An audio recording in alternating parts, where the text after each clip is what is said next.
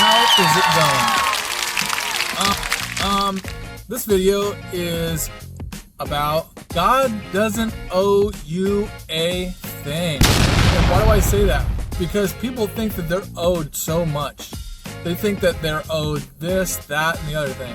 They think they're owed a job. They think they're owed a long, prosperous life. They think they're owed respect from people. They're owed all their limbs. They're owed, why does God allow all this suffering? As if to say, you are owed it. Why are you owed anything? You have the chance and opportunity to live on this planet, and He said He allowed you to live, and you're sitting there complaining and say, oh, well, it's not like this, it's not like that, how come you didn't give me this body or that job, or eating like a king, or whatever. People are born with retardation and handicaps and stuff like that, and you're saying, since that happened, that person should be, like, have you ever seen those videos of people with Down syndrome or cancer, and these kids that are sitting there going, I'm still thankful, I'm still happy, I'm still smiling? It's just unbelievable, right? For some people to even see that and to think, why is it that this person who's gone through all of this suffering, why do they still have peace and why do they still love God? You're sitting there going, well, how they didn't deserve that, right? But what do you mean they don't deserve it? What do you mean they don't deserve it?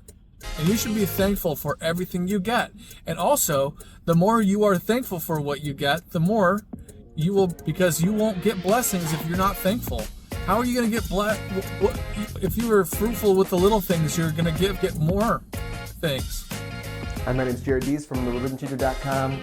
The parable of the talents, it's in the Gospel of Matthew, but also a different version of it in the Gospel of Luke. If I've given you this much, they're given 1 talent, the other one person was given 3 talents, the other person was given 5 talents, and then they're told to make a return on the investment.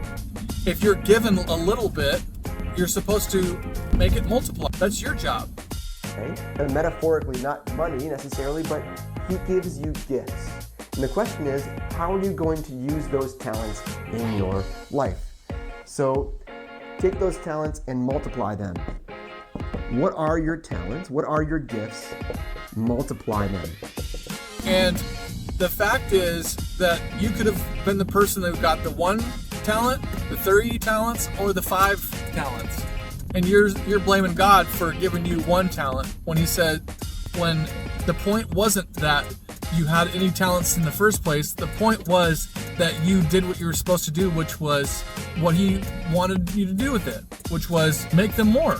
And so if you're skipping the part where He's told you to do something and you're just sitting there complaining about you have 1 talent, 3 talents, or 5 talents, the guy with 5 talents might be sitting there going, He gave me 5 talents. This is too many talents. I don't know what to do with this.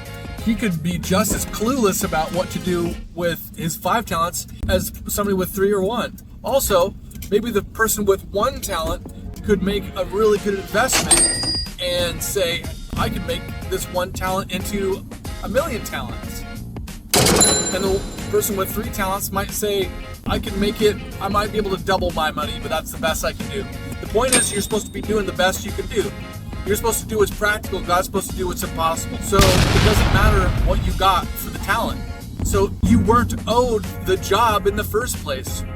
You should be thankful that you had the opportunity. Does that make sense?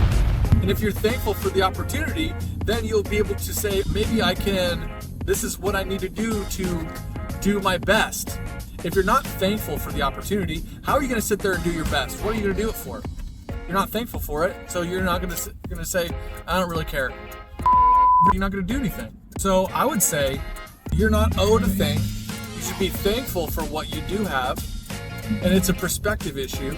If you've got, I've said this over and over, but if you have come home and your apartment is dirty and your truck is a mess, or it's like needs some work, and your girlfriend or wife is upset about this or that, or not giving you food, or did pack you a sandwich but she wanted to, or something that she never did, it's a perspective issue. You could say, thank God I have a girlfriend who deep down would probably do the best that she can for me, and thank God I have a car at all, and thank God I have a place to hang my hat at the end of the day.